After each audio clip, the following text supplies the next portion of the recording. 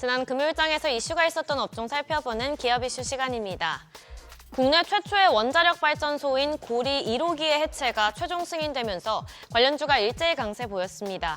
원자력안전위원회는 지난 26일 고리 1호기의 해체 계획이 관련 기준을 충족한다고 판단해 해체를 최종 승인했는데요.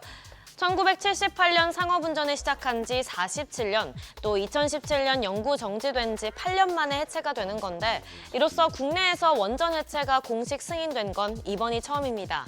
만약 한수원이 해체에 성공하게 되면 한국은 미국에 이어 두 번째로 상업용 원전을 해체한 국가가 되는데요. 글로벌 시장 규모가 500조 원에 달할 것으로 보이는 만큼 원전 해체가 성공적으로 이루어지면 이 500조 원 시장에 진출하는 교두보를 마련하는 계기가 될 수 있다는 기대감에 관련주가 날아올랐습니다. 마감 상황 보면 위드텍 25% 넘게 시세 분출했고요. 비츠로테크도 12% 넘게 올랐고 원일 T&I와 우리기술 모두 5% 넘게 강세 보였고요. 두산에너빌리티도 2% 가까이 상승 마감했습니다.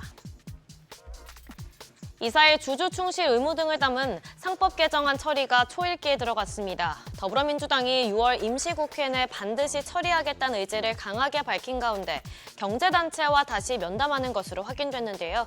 민주당과 경제계에 따르면 진성준 민주당 정책위의장과 경제 7단체가 오늘 국회에서 회동을 가질 예정입니다. 현재 당내에선 상법 개정안의 처리 수위를 놓고 여러 의견이 나오고 있는데요. 개정안은 이사의 주주 충실 의무 명문화, 독립이사 도입, 또 분리선출 감사위원 확대 등이 포함됐는데 내용이 모두 담길지는 아직 확정되지 않았습니다. 이처럼 상법 개정안 처리에 속도가 붙으면서 디스카운트 요인 중 하나인 비상장 자회사의 가치와 일반 주주의 의결권 가치가 지주사 가치에 온전히 반영될 것으로 기대되자 관련주가 날아올랐습니다. 마감 상황 보면 코오롱 19% 넘게 시세 분출했고요. 콜마호딩스도 19% 가까이 뛰었고 원익 7.74%, 우리산업홀딩스와 한화 모두 5% 넘게 상승으로 마감했습니다. AI 휴머노이드 시장이 태동기에 접어들었습니다. 아직 걸음마 단계지만 10년 이내로 보급률이 크게 늘며 개화기를 맞이할 거란 관측이 나오는데요. 이에 관련주가 강하게 시세 분출했습니다. 뱅크 오브 아메리카는 최근 글로벌 휴머노이드 도입 대수가 올해 0대에서 2035년엔 1,100만 대까지 성장할 것으로 분석했는데요. 이처럼 관련 시장 규모의 성장이 엄청날 것으로 보이는 가운데 현재 이 시장을 주도하는 건 미국과 중국이죠. 이에 우리나라도 휴머노이드 경쟁력을 확보하기 위해 전방위적인 협력을 개시했는데요. 정부는 물론 개별 업체인 로보티즈와 한국 PMI도 제품 공급에 속도를 내며 기대감을 키우고 있습니다. 이와 더불어서 엔비디아가 AI에 이어 미래 먹거리로 로봇 시장을 언급한 것도 관련주에 호재로 작용한 것으로 풀이됩니다. 마감 상황 보면 휴림 로봇 24% 가까이 시세 분출했고요. TPC 14% 넘게 올랐고 오늘 ENM 7.97%, 두산 로보틱스도 6% 넘게 강세 보였고요. 마지막으로 유일 로보틱스도 6% 가까이 상승 마감했습니다.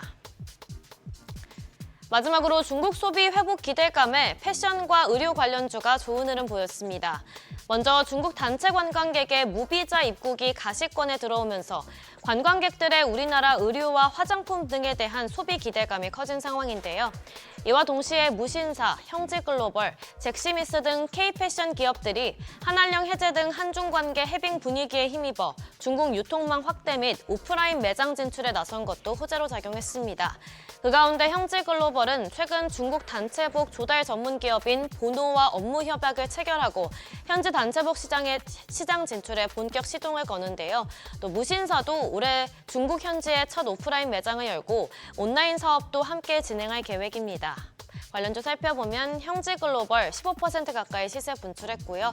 그리티도 9% 가까이 올랐고 STO와 형지 INC 모두 7% 넘게 시세 분출했고요. 마지막으로 코오롱 인더도 5% 넘게 상승 마감했습니다. 지금까지 기업 이슈 전해드렸습니다.